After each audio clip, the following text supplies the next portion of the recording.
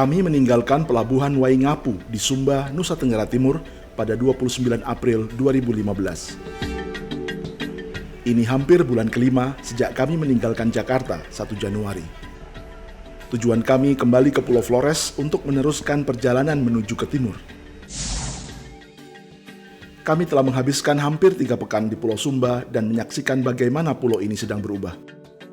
Sebagian warganya sedang gandrung melakukan gerakan pertanian organik. Mereka juga mengembangkan energi terbarukan yang ramah lingkungan dan mengelolanya melalui koperasi. Lalu di antara semua itu, sebagian tetap berusaha mempertahankan keyakinan nenek moyang, yakni agama Merapu. Di pulau ini, kami melihat prinsip-prinsip ekonomi biru yang berusaha menyelaraskan antara aktivitas ekonomi manusia dan bagaimana alam bekerja.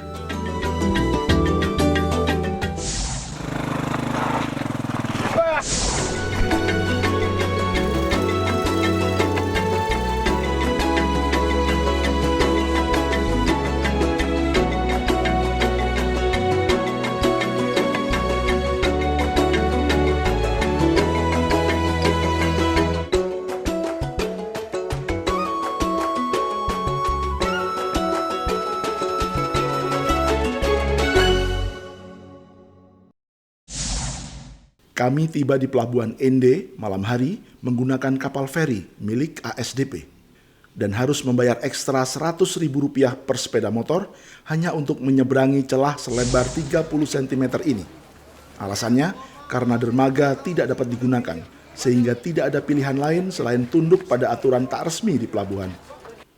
Ongkos menyeberangkan motor di celah selebar 30 cm ini nyaris sama dengan harga tiket Waingapu Ende untuk penyeberangan selama 8 jam.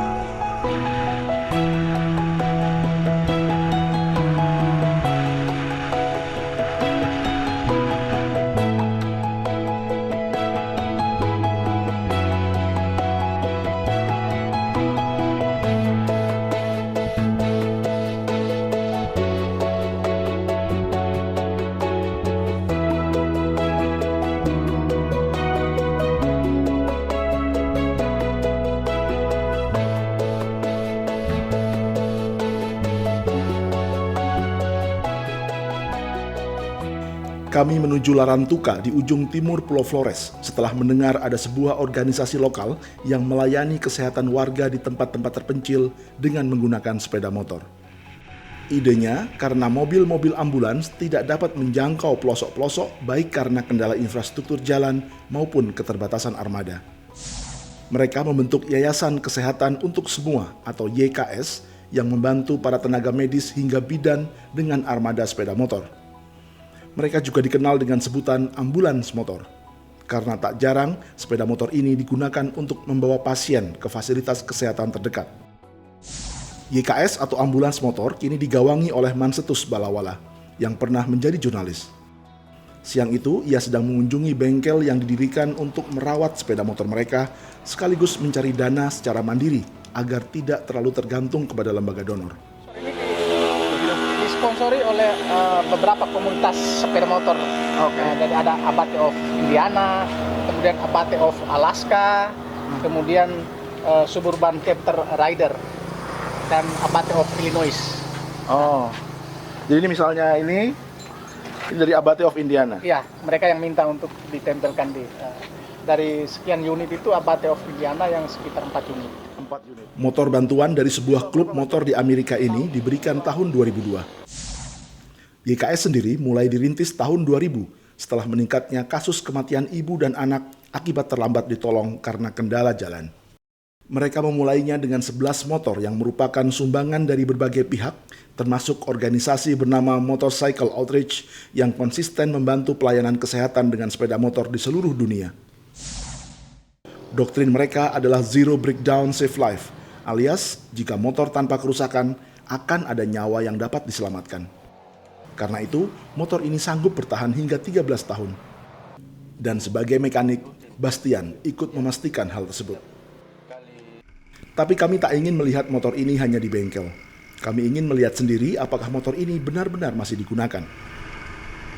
Mansetus selalu mengajak kami menemui seorang bidan yang tinggal di Desa Bantala, Kecamatan Lewolema, Kabupaten Flores Timur.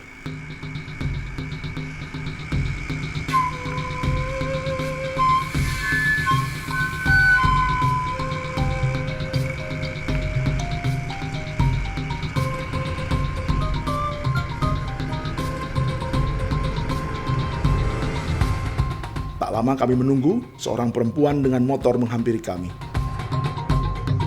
Namanya Maria Yasinta Lawa. Ia seorang bidan puskesmas yang telah menggunakan motor ini sejak tahun 2005. Dan sejak saat itu, ia tak pernah mengganti motornya. Bersama Mansetus, bidan Maria mengajak kami menuju tempatnya bertugas hari itu, yakni menghadiri salah satu dari 6 posyandu yang menjadi tanggung jawabnya.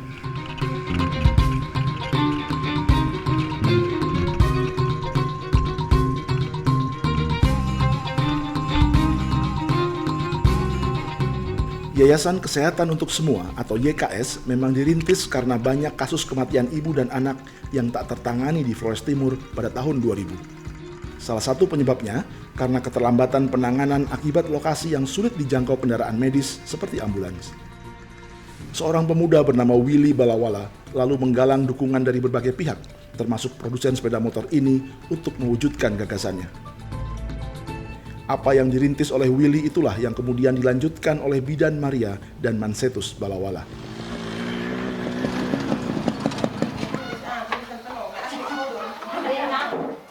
Bidan Maria mulai bersiap melayani posyandu yang buka 1 bulan sekali di setiap lokasi. Oh, kalau itu pernah sekali saya bonceng ibu hamil, pernah dengan ada salah satu balita yang kebetulan sakit, jadi ngantar ke puskesmas. Sempat bonceng juga saya ke sana. Aman Bu membonceng ibu hamil? Aman. Dengan medan seperti tadi? Ya kebetulan ada medan, kita lihat jalan yang agak ya pelan-pelan lah, kita lihat agak ke sili-sili sedikit. Kenapa sampai harus dibawa dengan motor ibu hamil itu?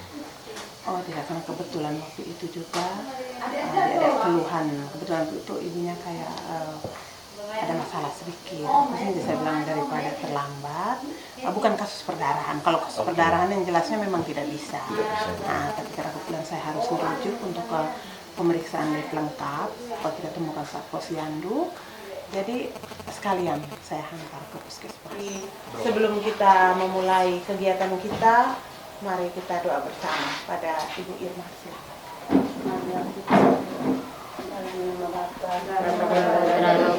Amin.